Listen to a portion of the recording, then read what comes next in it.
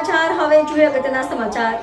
વડોદરા શહેરમાં આજરોજ ભગવાન જગન્નાથની 43મી રથયાત્રા નીકળી હતી, જેમાં હજારોની સંખ્યામાં ભક્તો જોડાયા હતા। વડોદરા રેલવે સ્ટેશન ખાતે બપોરના 2:30 કલાકે ભગવાનનો રથ આવી પહોંચ્યો, જે ભગવાન જગન્નાથ, ભાઈ બળદેવ અને બહેન સુભદ્રા વિરાજિત થયા બાદ તેમની પૂજા વિધિ કરવામાં આવી હતી। અષાઢી બીજને દિવસે પરંપરા મુજબ ભગવાન જગન્નાથજીની રથયાત્રા નીકળે છે, ત્યારે વડોદરામાં પણ ઇસ્કોન મંદિર સંચાલિત ભગવાન જગન્નાથ, ભાઈ બળદેવ અને બહેન સુભદ્રા એક સાથે નગરચર્યા કરવા નીકળ્યા હતા। આ રથયાત્રાને મેયર પિંકી સોની, સાંસદ ડોક્ટર હેમાંગ જોશી અને વિધાનસભાના મુખ્ય દંડક બાળુ શુક્લા, શહેર ભાજપ પ્રમુખ ડોક્ટર વિજય શાહ, સ્થાયી સમિતિ ચેરમેન ડોક્ટર શીતલ મિસ્ત્રી દ્વારા વિધિ કરાયા બાદ રથયાત્રાની શરૂઆત પ્રસ્થાન વિધિ કરાવ્યા બાદ રથયાત્રાની શરૂઆત કરવામાં આવી હતી। રિપોર્ટર હેમંત સમનાની સાથે આશીષ।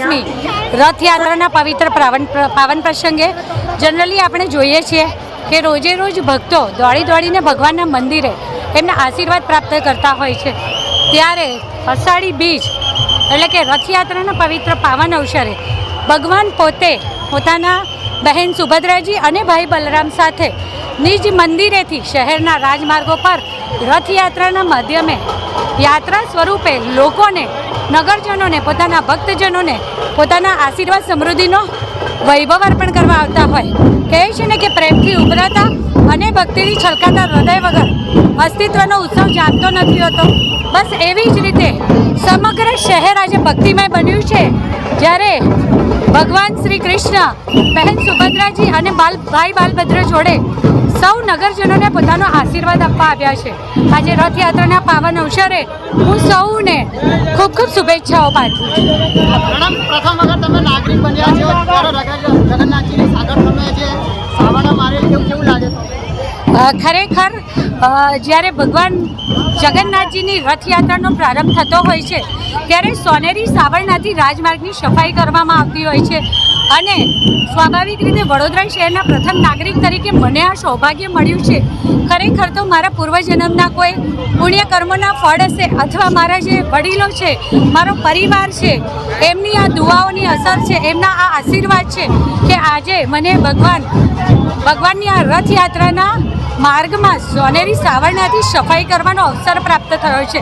કહેવાય છે કે જ્યારે સોનેરી સાવરણાથી રથયાત્રાના રથની આગળના રસ્તાની સફાઈ કરવામાં આવે, ત્યારે ભગવાન આશીર્વાદ રૂપે ઇન્દ્રદેવ જાતે આવી અને સારો વરસાદ આપે છે, જેનાથી પ્રકૃતિ અને આ સૃષ્ટિના સર્જનમાં એની હરિયાળી ક્રાંતિની રચના કરવામાં સારા વરસાદ દ્વારા સમગ્ર શહેરને, રાજ્યને અને દેશને અને સમગ્ર સૃષ્ટિને નવી જીવસૃષ્ટિ માટેની ઘણી બધી ઈશ્વરીય આશીર્વાદ રૂપે પ્રાપ્ત થતી તકો હોય છે।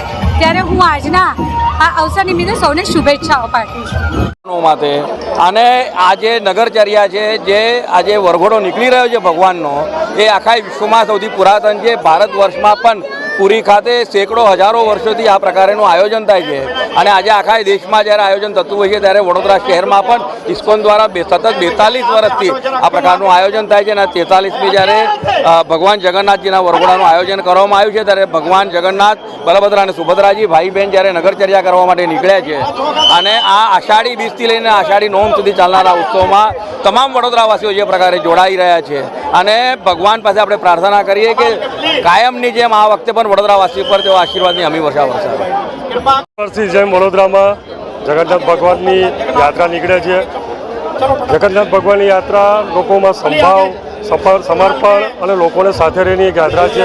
આપ જોઈ શકો છો કે કેટલા વડોદરા શહેરના તમામ નાગરિકો, અમે ઉત્સાહભેર દરેક સમાજના નાગરિકો રહે છે।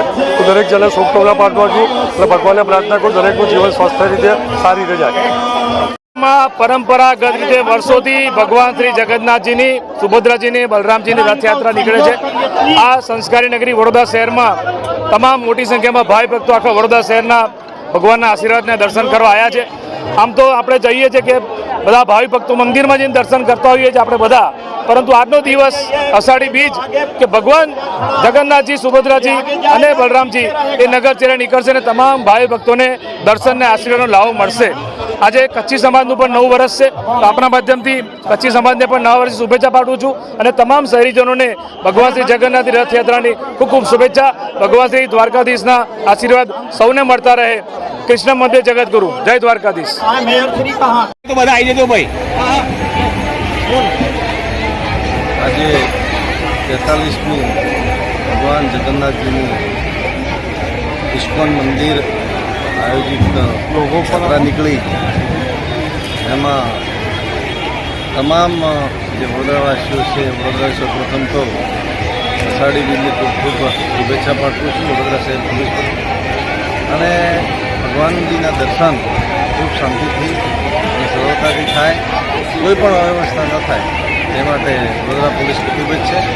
વડોદરા પોલીસે પૂરતી તકેદારી રાખી અને વ્યવસ્થા કરી છે, એટલે સૌ વડોદરાવાસીઓએ આ યાત્રાનો ખૂબ સારો લાભો માણવાનો છે અને ખૂબ સારી રીતે સરળતાથી આ યાત્રા પસાર થાય તે માટે વડોદરાવાસીઓને અપીલ છે કે તેઓ પણ શાસન પ્રશાસનને સાથ અને સહકાર આપે.